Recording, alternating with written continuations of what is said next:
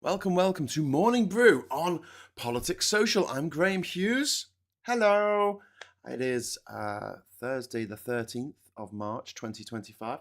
Big shout out to all the wonderful people in the chat. We've got Alchemist in there, we've got Diz, we've got Dave W, we've got Leonora's Embroidery Journey, we've got Reagan Elite, we've got Alistair Kerm, we've got Graham Haller in there, we've got James. It's got a good crowd, good turnout today.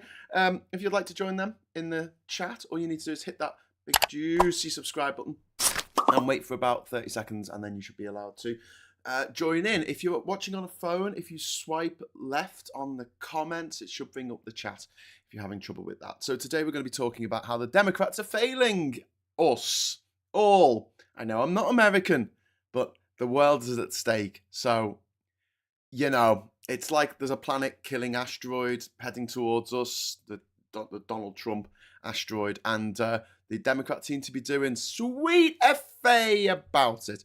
They have one real chance tomorrow to throw a real spanner in Trump's machine, and they're wasting it. They've got to understand that the GOP, the genital obsessed party, the Republicans, the Trumpets, the MAGATs, they don't care about fairness or compromise or institutions. They are looting the system, and the Democrats are standing around like hall monitors, like with prefects with a clipboard going, "You're not allowed to go down that corridor." While literally 1,000 children ran past them, running down the corridor.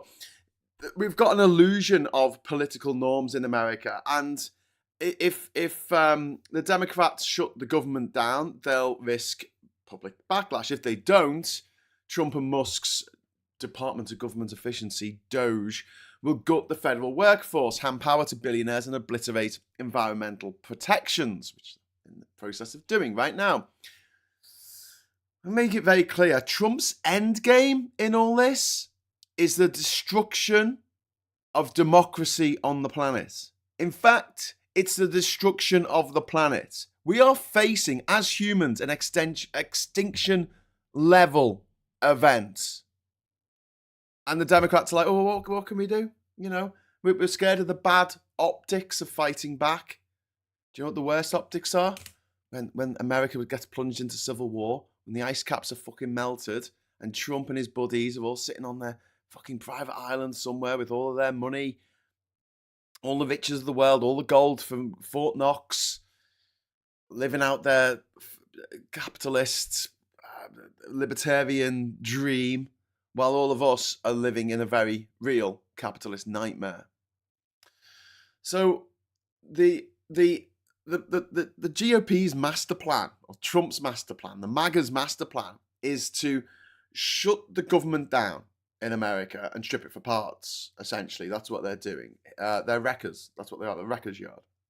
Trump wants a weak, dysfunctional government, so he and his billionaire buddies can run the country like their own private cash machine, or ATM, as they say in America.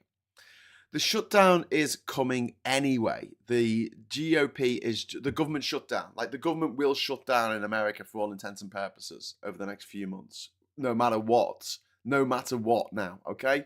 That's locked in. They're just finding ways to steal as much money as possible before then. And Elon Musk is literally dismantling entire government departments while Trump and his cronies enrich themselves.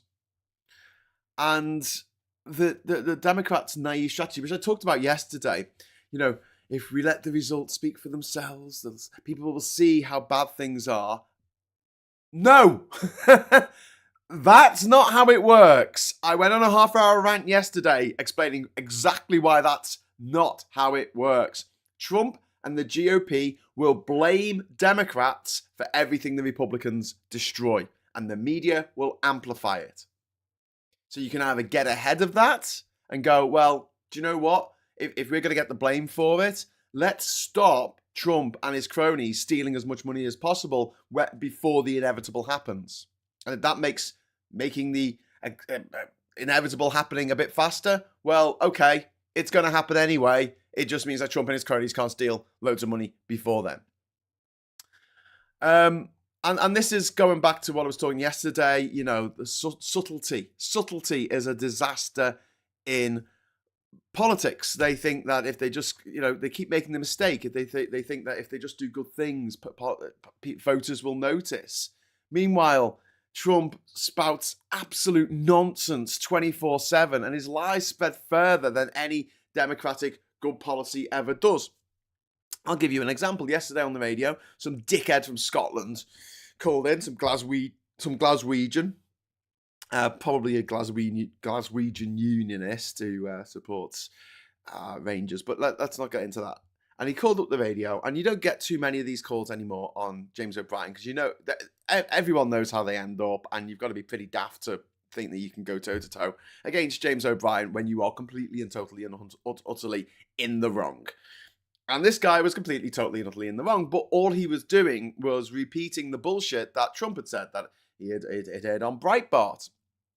And this dickhead, he comes on and he says that the tariffs against Canada are justified because Canada puts on a 200% tariff on dairy produce coming from America. So James O'Brien had to sort of sit him down and go, mate, could you just tell me who came up with that particular trade deal? Like, who was it? Who was it who came up with that deal? Who did that deal with the Canadian government? Who was the leader of the American government when that deal was done with the Canadian government for the 200% tariff on dairy products coming from America into Canada? Who was it? Oh, blimey! It was Donald Trump in his first term of office. Oh, that's interesting. Okay, and then there's something called quotas. Do you know what a quota is? It's like you're allowed a certain amount for free because it's a free trade deal, and then if you go over that amount, you have to pay 200%. Right? Right? Do you know how many times that 200% tariff has been applied to dairy products coming over the border from the US into Canada? Give you a clue. It rhymes with hero. It's zero. It is absolute bloody zero. And this guy wasn't having it. No.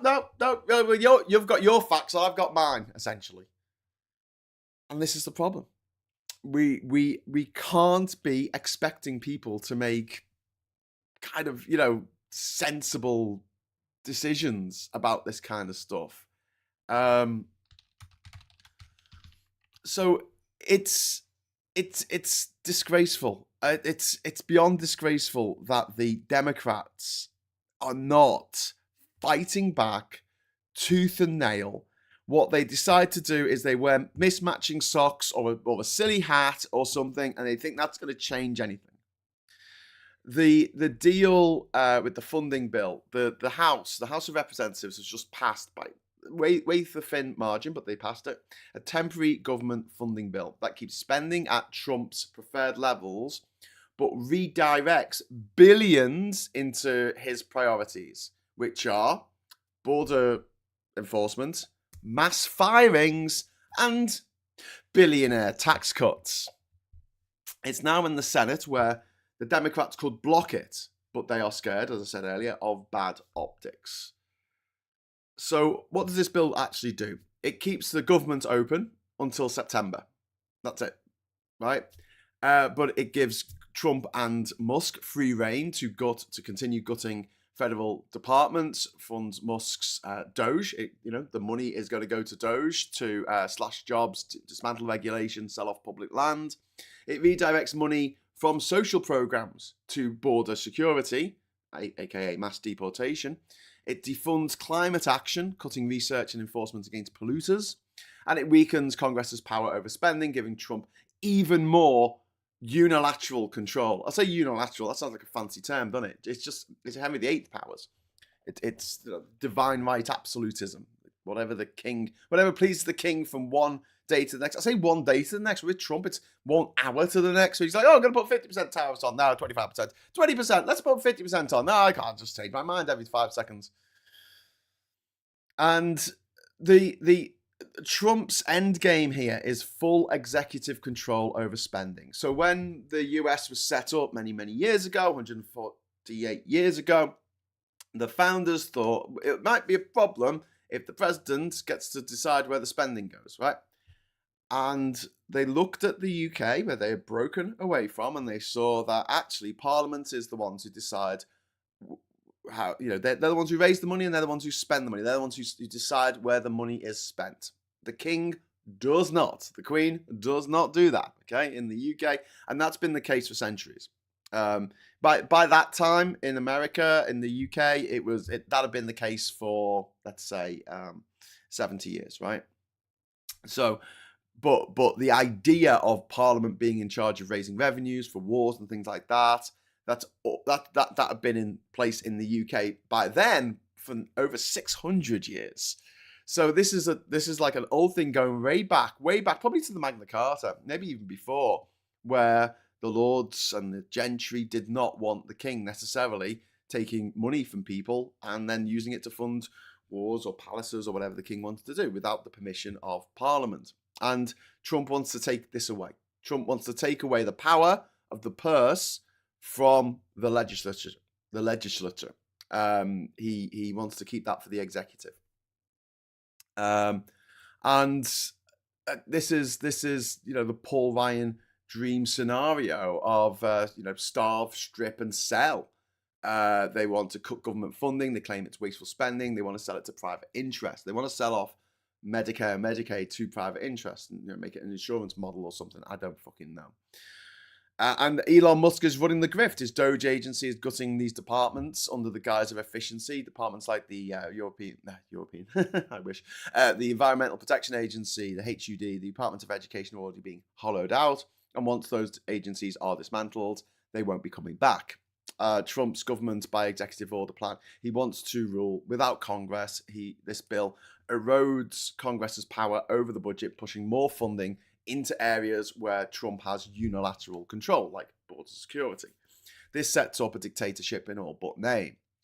So this is the Democrats' pathetic response. Chuck Schumer and co are talking about optics instead of fighting back. They're saying that they won't necessarily vote against this bill. So at the moment, the Republicans, there's 100 seats in the Senate, which seems like not very many to cover 330 million people, but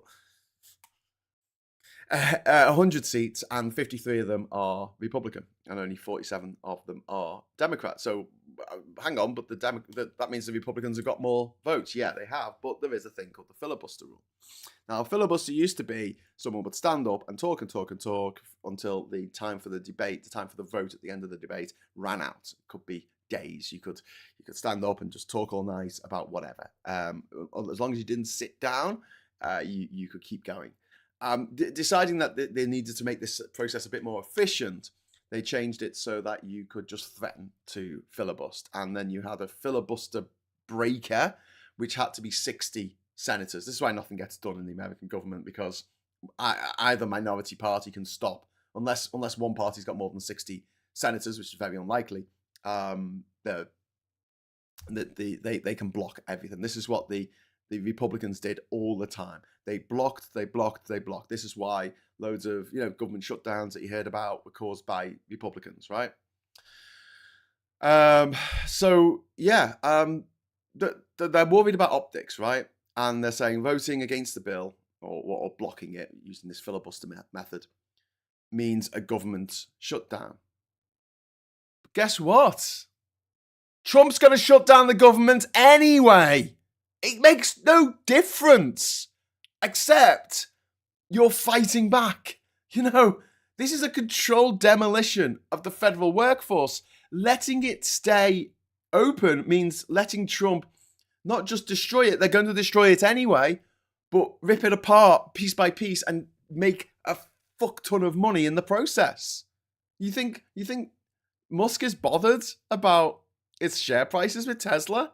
I've seen loads of videos. Once it gets to a certain level, he's fucked then, innit? All the creditors will come and they'll ask for the money. Please.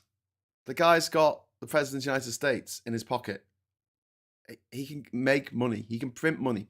Him and his mates can go to Fort Knox, steal all the gold from Fort Knox, and use it to pay off his fucking debts that he's accrued through Tesla and Twitter and SpaceX and those SpaceX rockets blowing up and Tinder, Tesla, what's it called? Twinder, turning into a fucking shit site, doom scrolling site, but sub 4chan piece of shit.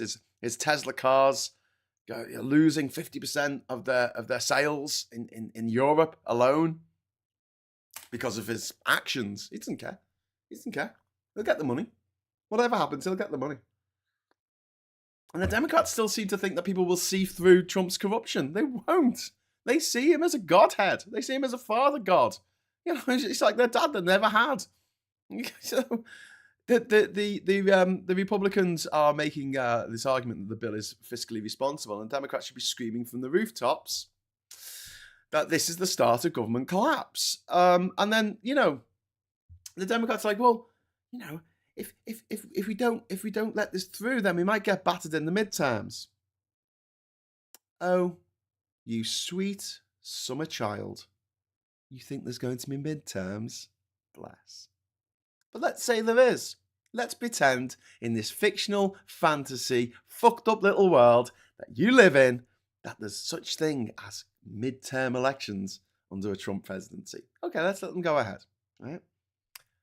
The Democrats are not going to win the Senate back. They can't. Have a look at the mathematics. They can't win it back. They have like 2 seats that are mildly competitive. They need to win at least 4 in order to take back control of the Senate. They're not going to do it. They are not going to do it. And hoping and dreaming and thinking that, you know, saying the right thing, doing the right thing is going to help them. It's not. It's absolutely not. I can't stress this enough. They are falling into the Republicans' trap.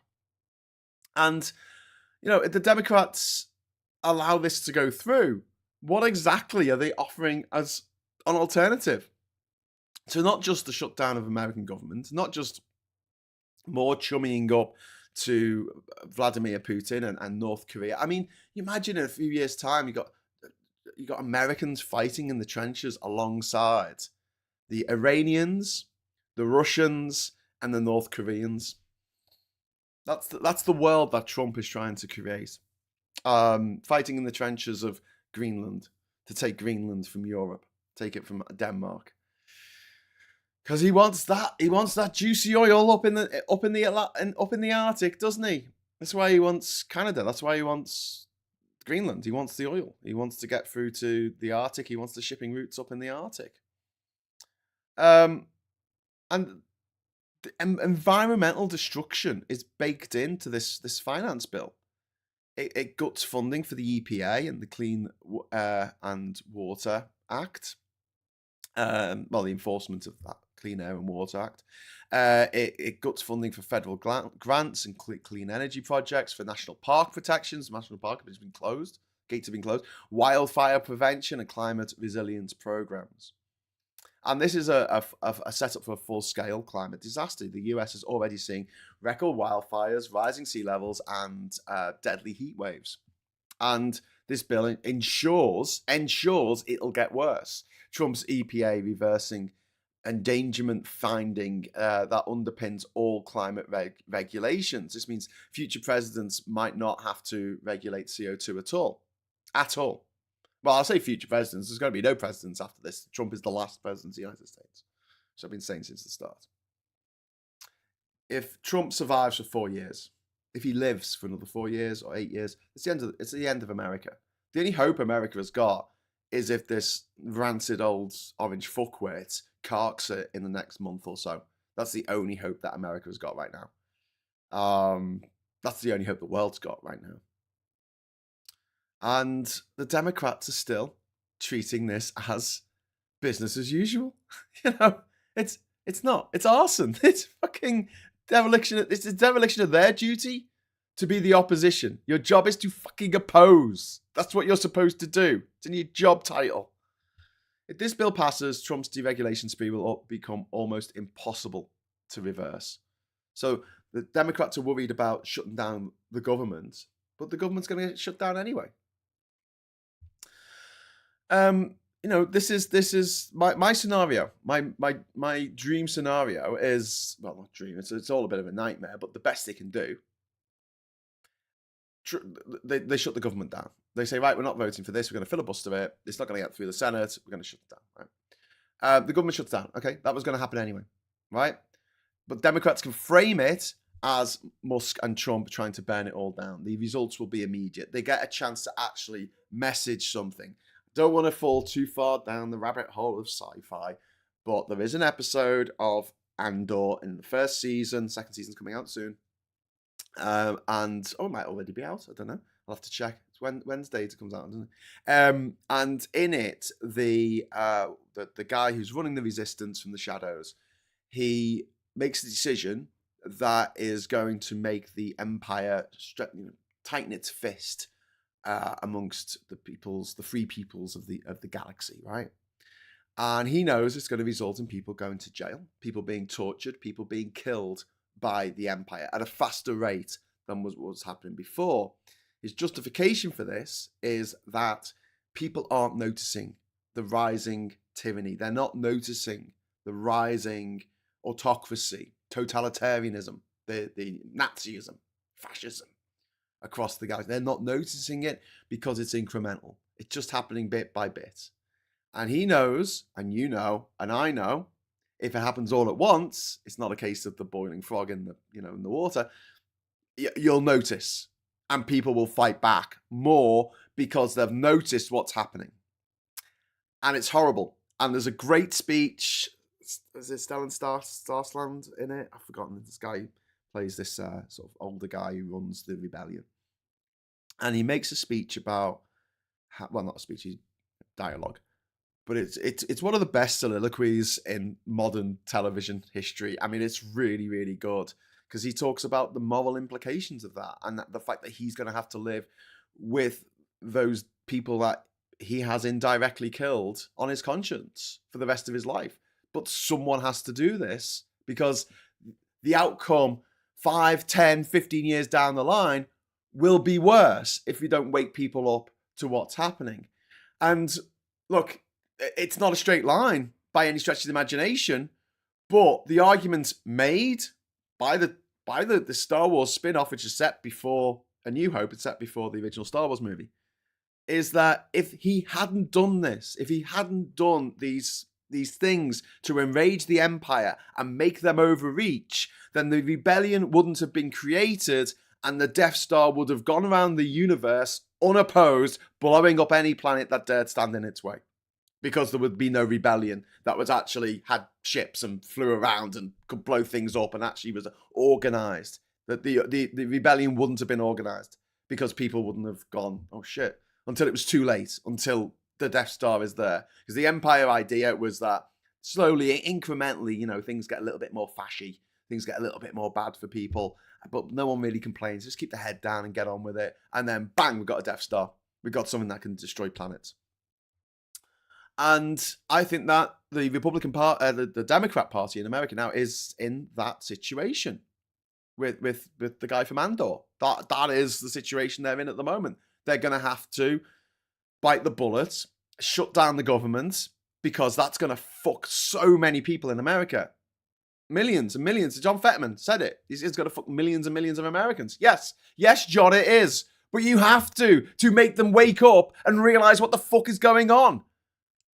But John Fetterman's going to vote with the Republicans. And they only need another 6 Democrats to vote against the world's better interest to get this bill through.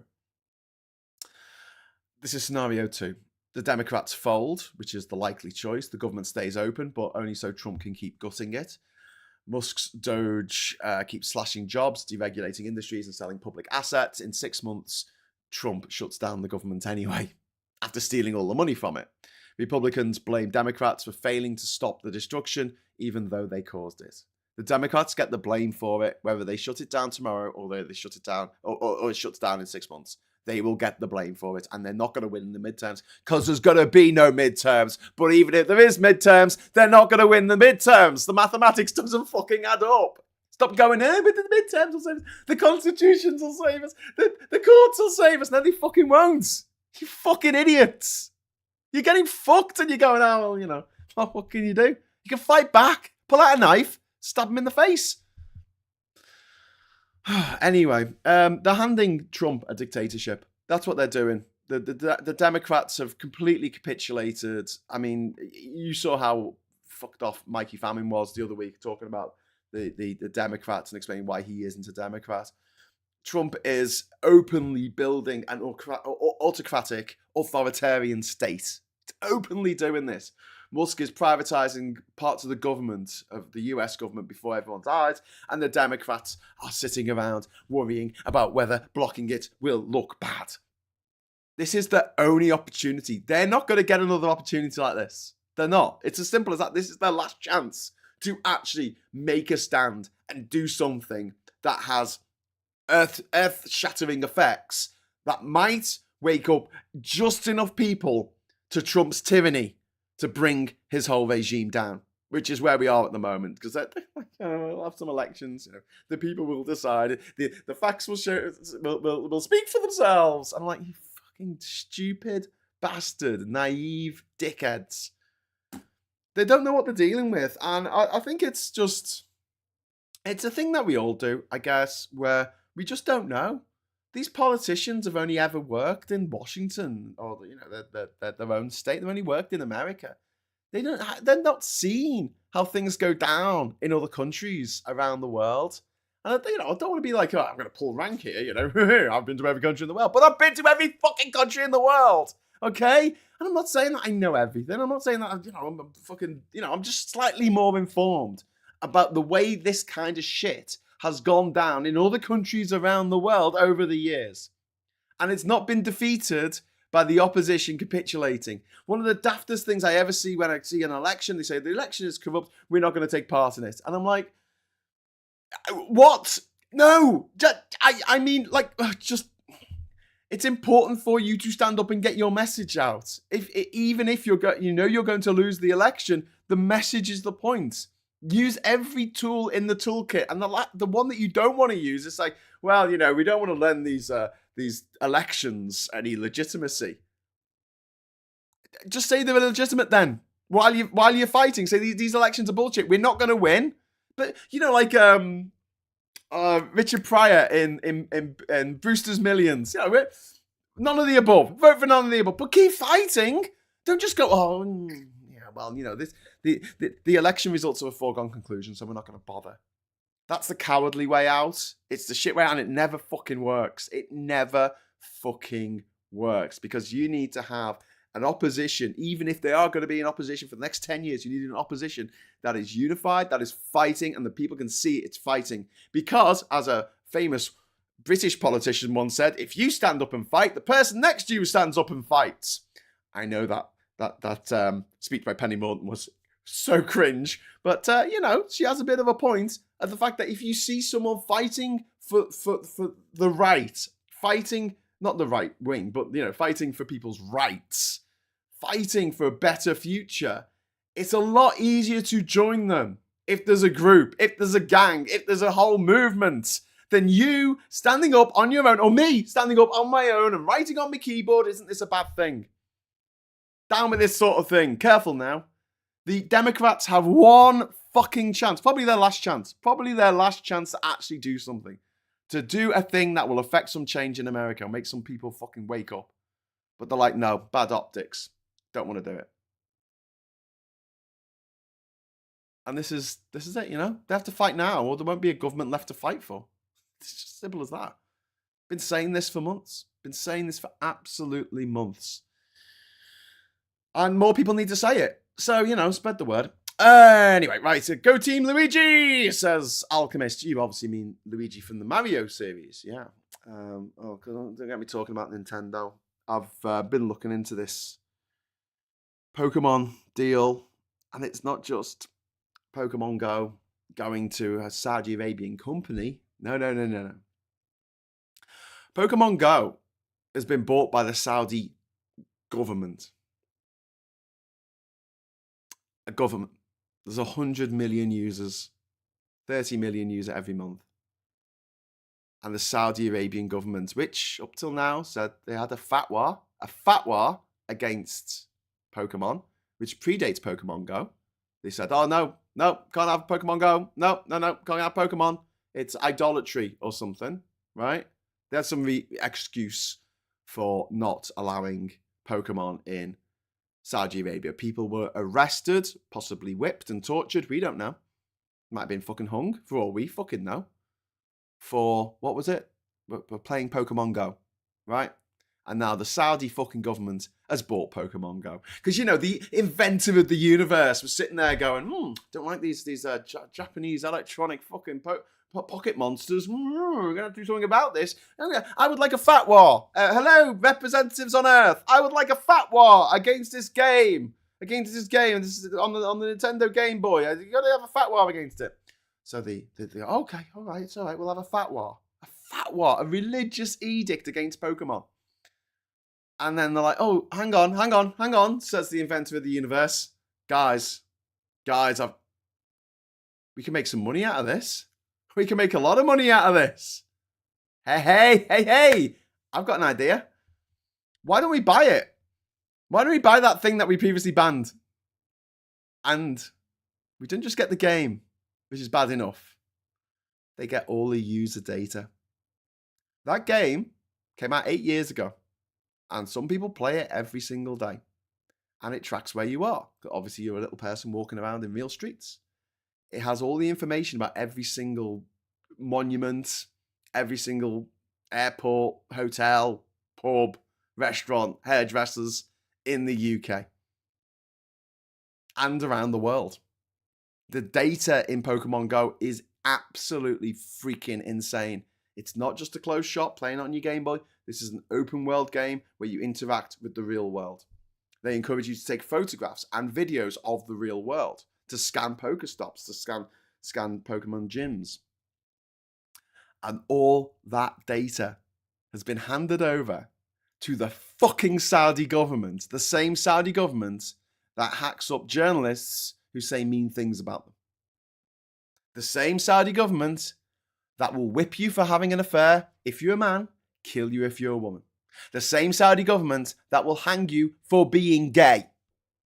And now they have all that fucking data. And the government in the world has got, oh, hang on. To say I'm livid about it is putting it mildly. It's fucking disgraceful. And the fact that no one's saying, oh shit, hang on, what about our data? What about our GDPR rights?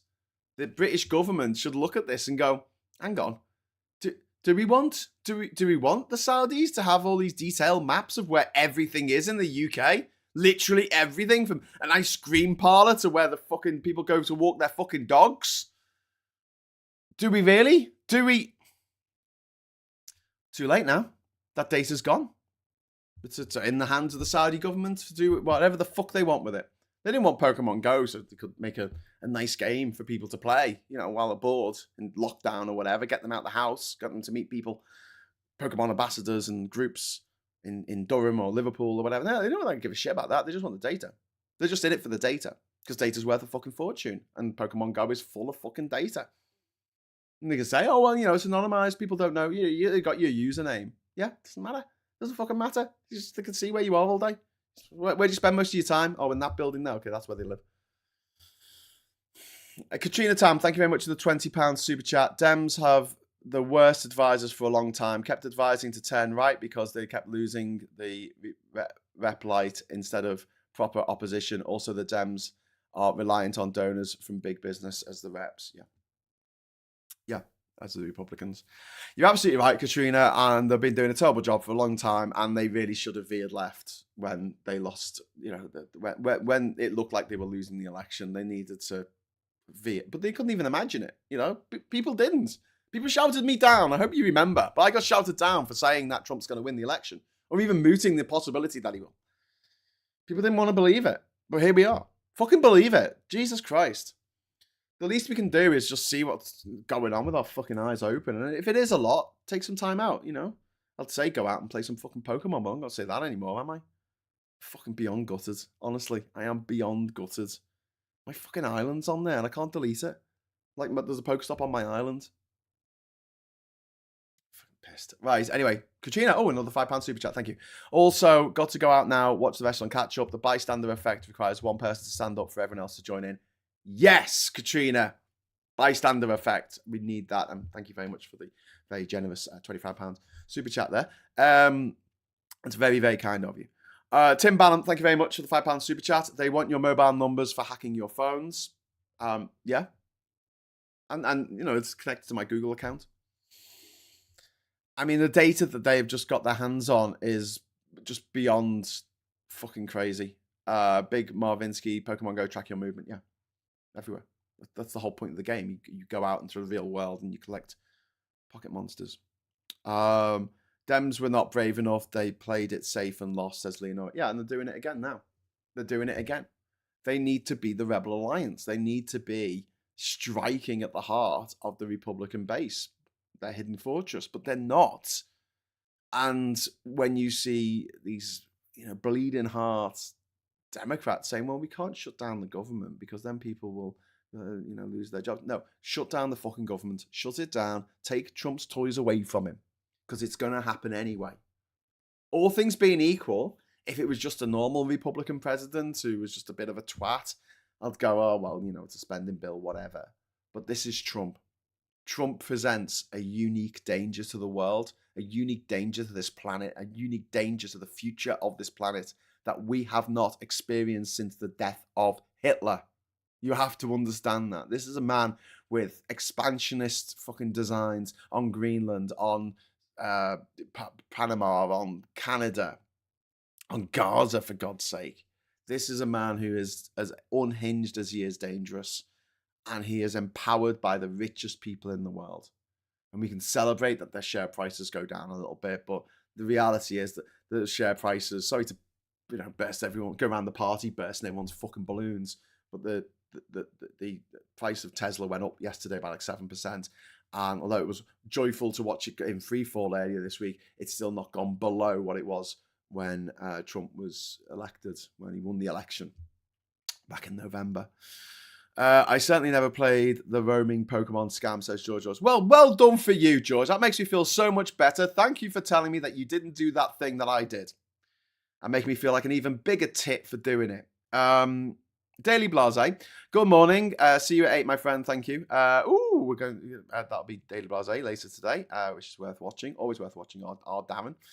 We've got Jane Lockwood here. Is there a possibility that MI5 could have acquired that info prior to its sale? Just asking for a friend. No, absolutely not. It's an American company, and it's they had a license to off Nintendo and Game Freak to make Pokemon Go. It's separate from the main games, and it's just really, really disappointing on every level. Just really, really disappointing. Yeah, the exception, they don't even have a leader now, says Leonora. Where's Obama? Where's Clinton? Hillary? Where's Biden? Where's Kamala Harris? Trump lost the election in 2020. He never shut up about it. It was never out the news. Anyway, let's go over to the papers. The morning papers. The Star is first. I don't know why the Star is first. The Cold Cup. Snow at races. What are the odds of that? Cheltenham had some snow. Star were really obsessed with the weather. It's a proper British rag, isn't it? The Star. Goes on about the weather a lot. Caring Queen support for rape survivor Giselle. The Queen sent a message of support to the rape survivor Giselle Pellicott. Or Pellico, I should say, after being tremendously affected by her high-profile court case. So she sent a personal letter, which is nice, but why is that? Why is that front page news? I don't know. And MP accused of astonishing foul-mouthed outburst. I'm off on cover of the Daily Express here. I don't know what that's about. Can someone tell me a little bit more on the backstory of that? Was that yesterday at Prime Minister's Questions? Someone shouted something out and when Starmer was replying to something. Just let me know in the chat if you know a bit more than that about that. Cheltenham Festival, number 1 for racing. Gamble. It's really good. It makes people happy. It makes rich people happy. The odds are against you. The odds are never in your favour. And, enjoy. Trade war hammer blow. Fears for stricken steel industry as Trump slaps tariffs on sales to USA. Well, we'll just sell it to ourselves. We need steel. Build all them pylons. Benefits turmoil in number 10 as Labour MPs fight Reeves' plan to cut welfare. Trump Treasury proposals may now be watered down after an outcry from the party, which is good. And it's something that, we've talked about on this channel before. MPs, generally speaking, Labour MPs are all right. Mostly decent. Mostly Tory MPs are mostly undecent. But, when you finally get a decent Tory MP, you go, oh, well, a decent Tory MP. That's unexpected, because it is. Whereas with the Labour Party, most of them, the vast majority are pretty decent people. And there's enough of them to push the leadership to doing the right thing. That gives me a little bit of hope. Not saying that it's all going to be fucking, wine and roses. I don't think we're living in that world at the moment. But the Chancellor is planning cuts to sickness and disability benefits in her spring statement, but sources say reforms are yet to be nailed down as she seeks to avoid a repeat of the winter fuel cut controversy. So, I mean, that... again, this is the stuff that's reported in the paper, and there's people who will scream at us, don't take anything for granted until we get... Because, the papers love to fearmonger. They love to fearmonger, and they love people going, oh, I knew they were all fucking evil. And Labour have this stupid fucking policy, like yesterday, where they seem to think they'll make people think that it's going to be worse than it actually is. And then when it comes out, it's not as bad. And everyone goes, oh, well, it wasn't as bad as I thought it was going to be. It's a weird strategy. It's a very weird strategy, and I don't like it. I don't see the point of it. Labour have got a massive thumping majority in the House of Commons. They don't need to play these games. There's not another general election for a long time. Another 4 years. Moving on. Record 5 million forced to pay higher rate tax. Furious stealth tax punishes middle-class drivers. Middle-class drivers. Now, this is the new working people. Because that includes too many working class people, so we don't want them. We'll call them middle class drivers. As fears grow, Reeves will extend the threshold freeze in mini budget. The stealth raid on middle class workers has pushed the number of higher rate taxpayers over 5 million for the first time. Yeah. So what's the problem? I don't really understand what the problem is with the Tories did this for years, and the Mail never complained about it. There's a threshold at which you pay more tax. Obviously, because of inflation, your wages have gone up, the cost of everything's gone up, but those thresholds have stayed where they are. So more people are slightly over the threshold, and they pay a higher rate of tax. Honestly, couldn't give a shit. I know that sounds really callous, and I'm sure there's some people who are earning over £50,000 a year who feel like they're really, really hard done by, but you're earning over £50,000 a year. Like, come on. Come on.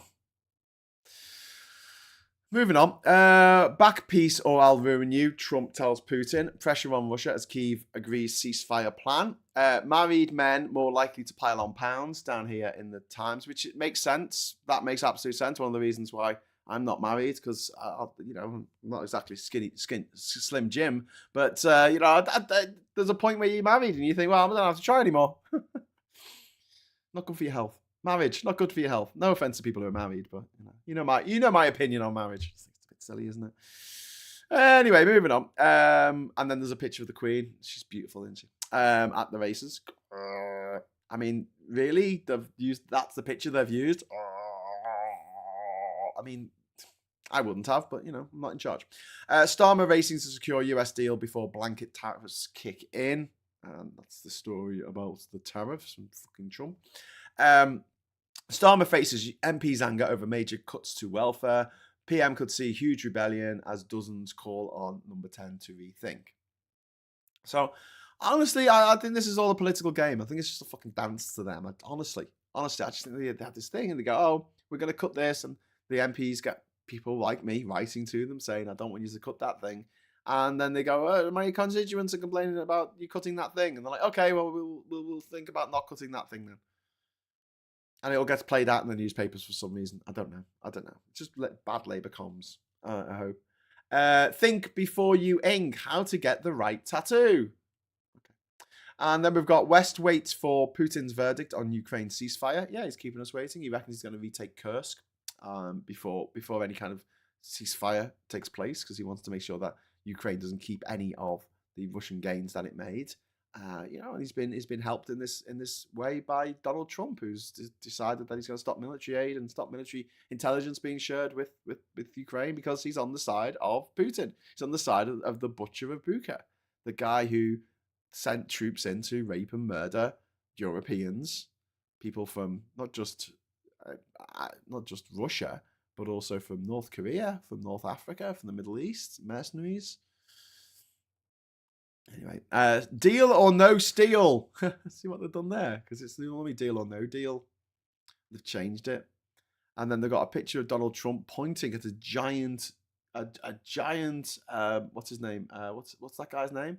Keir Starmer, our Prime Minister. Yeah, he's pointing. He's walking and pointing at this Keir Starmer, whose face is too close to. Anyway, anger as Trump's tariffs start, but Starmer is holding out for a UK-US trade agreement.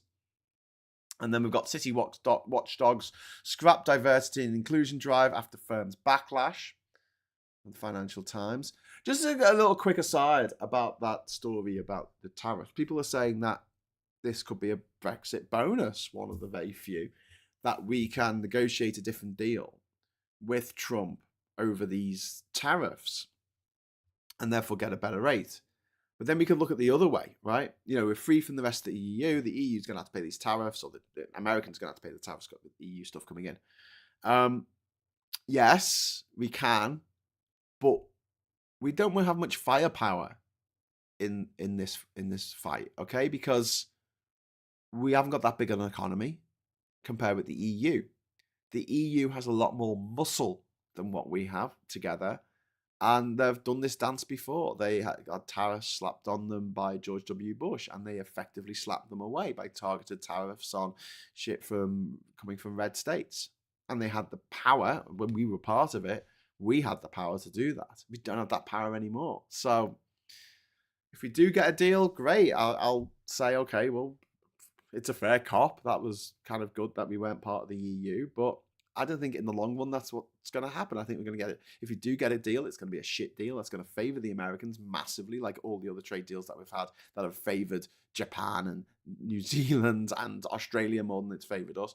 And I think that it's going to be a watered down version of what we already had, but it's just going to give more power to the Trump administration to do whatever they want to do, which is a bunch of sick fuck stuff.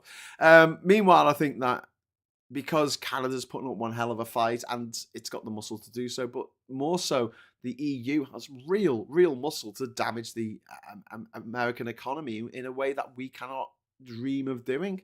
So in the long run, I think that the EU might do better out of all this than we will. And then what are the Brexiteers going to say? Oh, I'll probably blame it on Moonlight. I don't know. Blame it on the boogie. Good times. I'll tackle flabby states of ours, Starmer. Record tax and spend has failed to improve frontline services, PM tells The Telegraph. Don't know why he's talking to The Telegraph, but there you go. Why Gen Z is marrying for money. Okay. Shock and gore in West End's horror show. And Trump says he will devastate Russian economy if there is no truce. King tells of deepest affection for Canada, our little friends over there, who he is king of, which is good.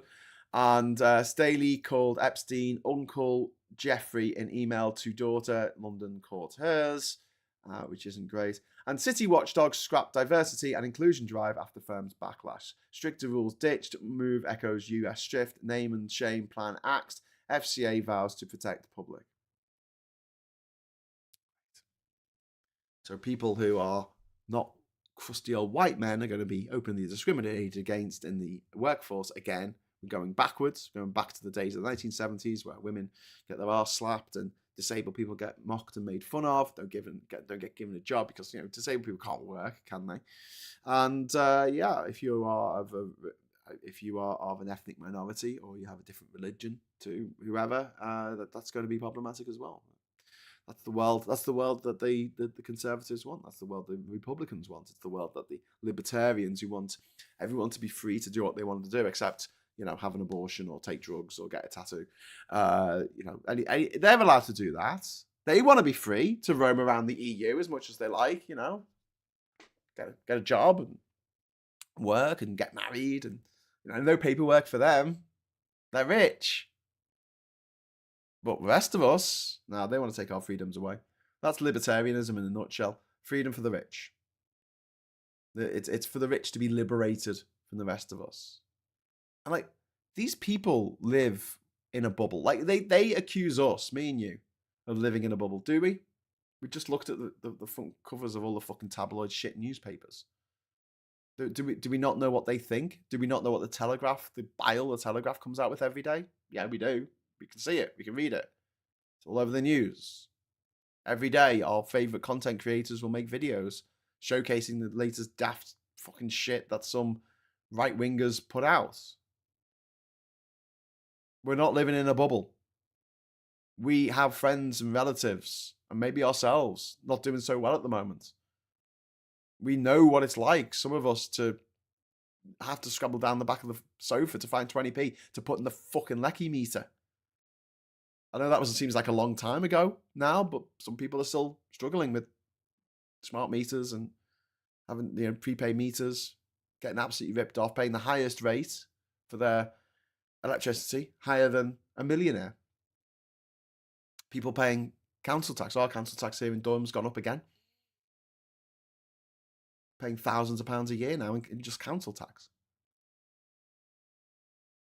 Meanwhile, if you're a millionaire and you've got a big fuck-off mansion opposite Buckingham Palace in Victoria, you're paying one of the lowest rates of council tax in the country. Rich people get stuff for free all the time. They get goodie bags wherever they go. They get sent free clothes. They get sent free food. They get sent free stuff all the fucking time.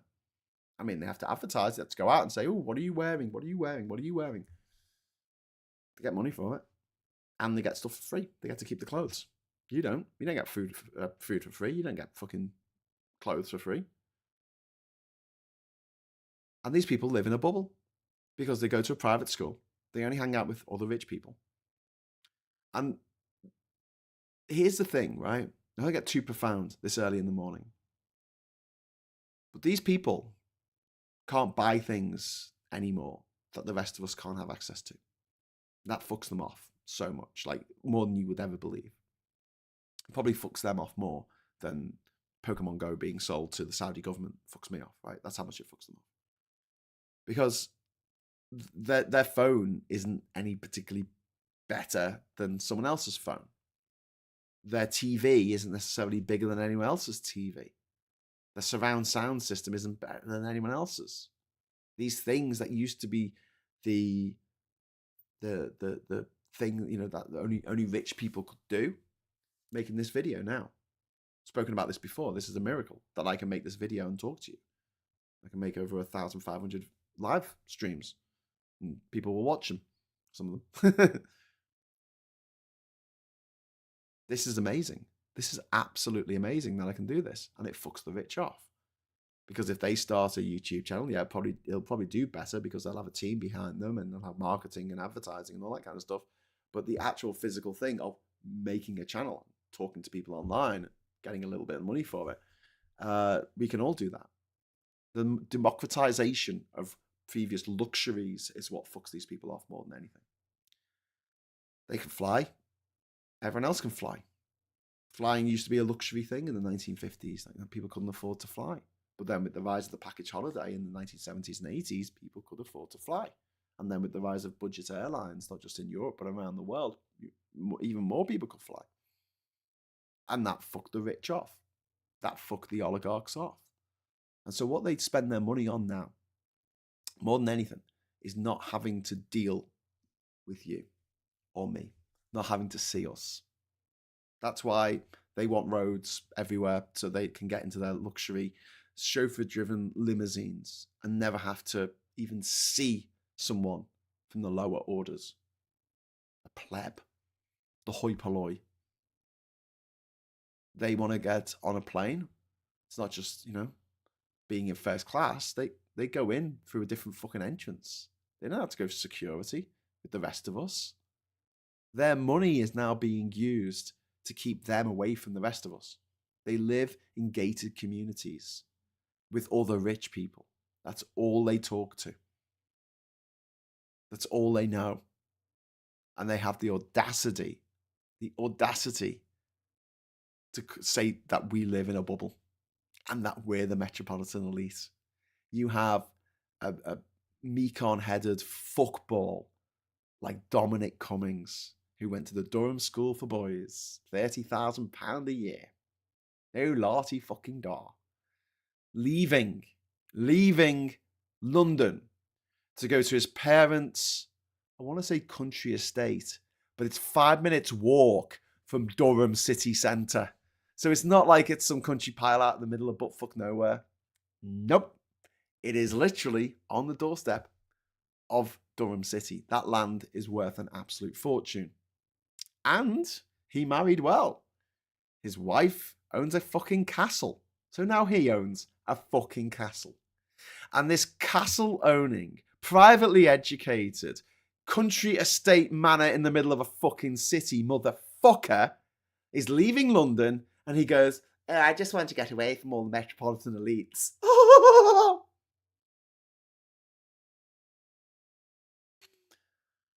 Mate, I really hope hell exists. I don't think it does. I really don't. I'm an atheist. I'm quite a militant atheist. I don't think there's an afterlife. I think this is it. Enjoy it while you're here. It doesn't last very long. Try and have a good time. Try and help other people out. People need your help. And sometimes you need help of other people. Take it. It's nice for people to help each other. It's one of the things that we live for. But yeah, that's the idea of an afterlife. I just think on the same lines as Samuel Clements, who said, I was dead for billions of years before I was born. I didn't find it too inconvenient. But there is a part of me that really, really, really hopes that hell exists. Because I would love to think of all these motherfuckers burning in it. I hate them. I absolutely hate them. And it has, that hatred has grown so much over the last 8 years as I see them on the TV pontificating about stuff they know nothing about. But more importantly than that, ruining people's lives for their own sick, twisted games, their own shit and giggles, to feather their own nests and to further separate them from the rest of us. The upper echelons, darling. No, I don't have to slum it with the proles. And that is not a rosy future for you or me, or our kids or grandkids, or our mum or dad, or brothers and sisters, our family, our friends, colleagues, neighbours. It's not a rosy future for us lot. And you can see it, and I know I go on about the private school mafia probably a bit too much. But when you have over 1,200 household names on a list, and they all went to private school, while we know that only 8% of people working in film and TV in this country are working class. And they talk about a meritocracy. They tell us we're the metropolitan elite. They tell us that we're living in a fucking bubble. Go fuck yourselves to unalivement. That's all I can say to that. These people are fucking scum. And they've hoarded all the money. And, you know, without getting too militant about it, I think we need to get the money back. The money that they've stolen from us. The money that these landlords have stolen from our work, our industry. We've worked for like every hour of the fucking day for years to do what? Pay off their mortgage? On a house they don't even fucking need? In a house they don't even fucking live in? I say fuck that. A house that you've looked after? A house that you've made sure didn't flood or burn down or get broken into or get squatters in? You did that. Do you get any thanks for it? No. All you get is rent increases. And maybe they'll send a plumber around once a fucking year to fix the leaky tap. Maybe they won't. There's not much really holding them to do stuff in the house. Apparently, if you don't like it, you can leave. The capitalist way, eh? The capitalist way. My God. Right, I'm going to wrap it up there. Sorry to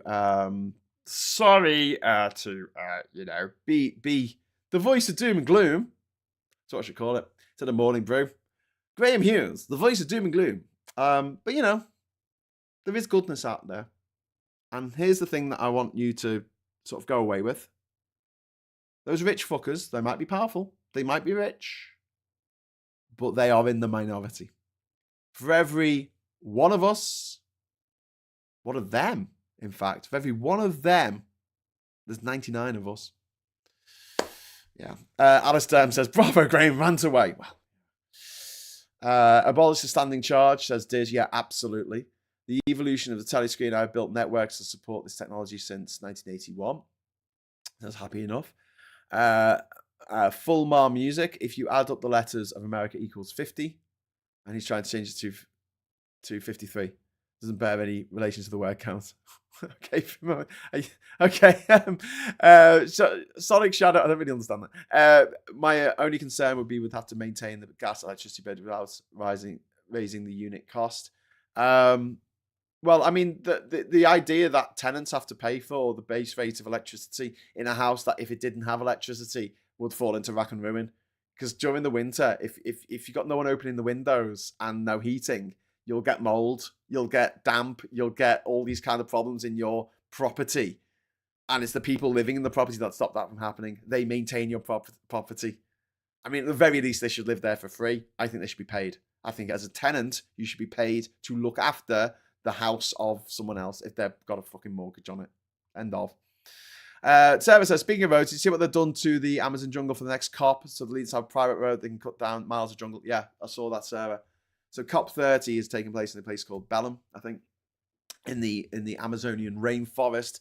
They've actually made a private road, cut through the virgin rainforest to make a fucking road. So these delegates from around the world, who are mostly oil executives, can go and meet to decide nothing about the environment. Absolutely nothing. And if they do decide something like the Paris Climate Change Accords, which are so weak it's painful, like there's no obligation. There's no obligation to do anything. And, Trump just says, no, we're not going to do that. I'm not even going to do the bare fucking minimum. Anyway, I remember reading about iceberg basements. What's that? Who is he hating? The billionaires, the Dems? All of them. Tommy Lee says, why would you want a castle? Are the Vikings invading again or something? I don't know. Marx was a prophet. Not necessarily. Marx was a product of his time. And some of his ideas were right for the time. And some of his ideas were used to foment the beginning of trade unions, which is fantastic, and meant people actually had rights in their work. I think we need the equivalent of trade unions happening for tenants. We need tenants' rights. We need tenants to be protected in the same way that trade unions have traditionally protected workers. Obviously, trade unions' power was taken away a lot by Margaret Thatcher, where she brought in fucking ridiculous rules. Like, the only way they could have a strike is if 50% of the union voted for it, and you could only vote using a paper ballot that had to be posted off, and you had to buy a stamp, which is now £1.87 for a fucking stamp. You couldn't vote electronically, of course. They made these rules to basically make it very difficult to take industrial action for these workers. Interestingly, though, have there been any strikes since Labour got in? Have there? Didn't they have? There were loads of strikes when Tories were in. Strikes every fucking day. Strikes every other day. Have there been any more train strikes? Have there? I don't know. There might have been. I haven't noticed. Someone fill me in. You got to let off steam, and how can we make things better if we fail to identify the problem, says Anne. Yeah. The problem is that we're the boiling frog. We're the boiling frog, absolutely. And in America they are, and we are here as well. And I'm not an accelerationist, and I try and push against that. The accelerationism is when you think that if things get really, really bad, then obviously things will get better in the long run, but you've got to make them really bad first for people to notice. And I've always sort of pushed against that. I don't really want to do that. And when it came to Brexit, I fought against a no-deal Brexit because it would have made things really, really bad. But it would have made things really bad immediately, and people would have noticed immediately how bad it was, and it might have given more of a groundswell of opinion for people to fight back against Brexit. Might have done. I don't know. Maybe we could have, because we hadn't left the EU, technically, by then. We hadn't signed an agreement with them. And I'm sure, like, if we had gone for a no-deal Brexit for a year and then COVID fucking kicks in, if we had a sensible government, they would have said, oh shit, we need to rethink this Brexit thing. But we didn't have a sensible government. We had Boris fucking Johnson. But yeah, maybe that would have worked better. I don't know. I'll have to get in my time machine and create an alternative future in the past where things didn't go down the way they went down here.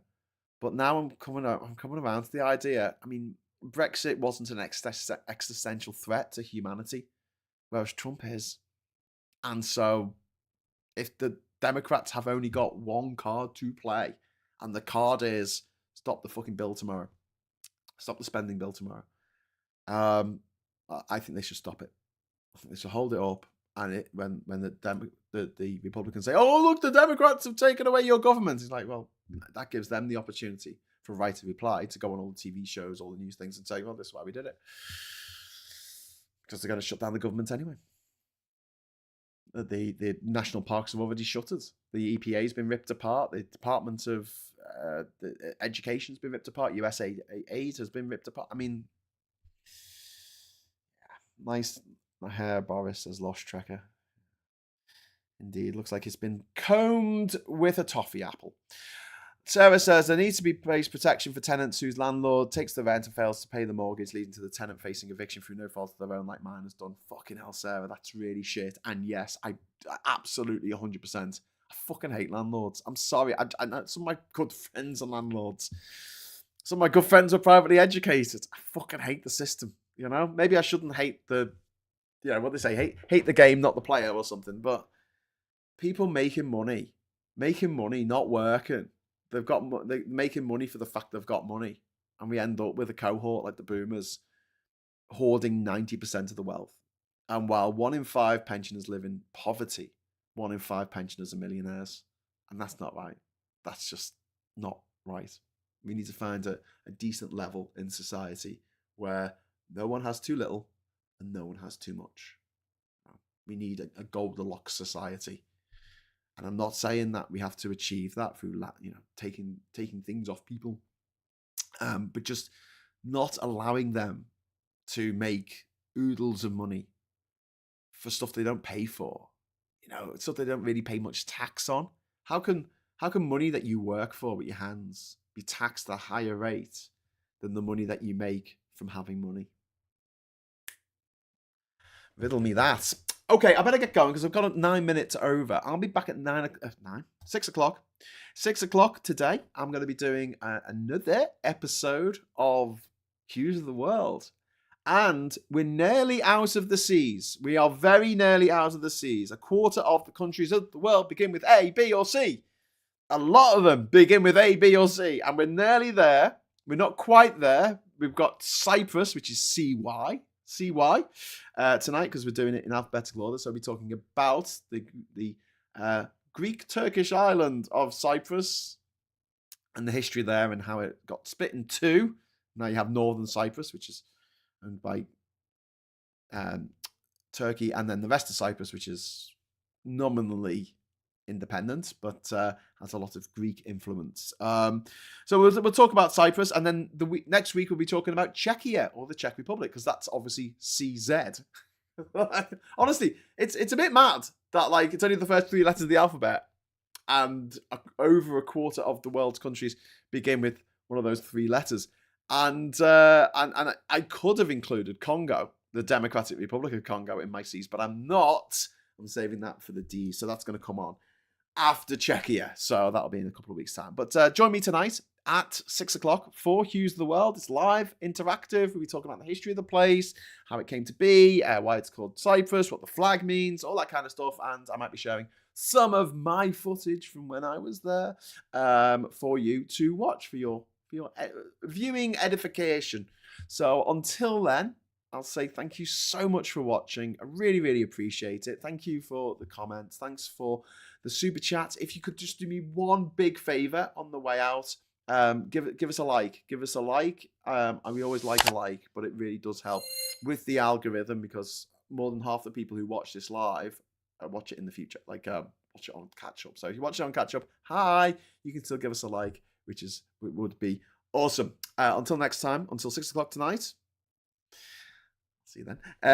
I'll say thanks for watching. Hello, good evening, welcome, and goodbye.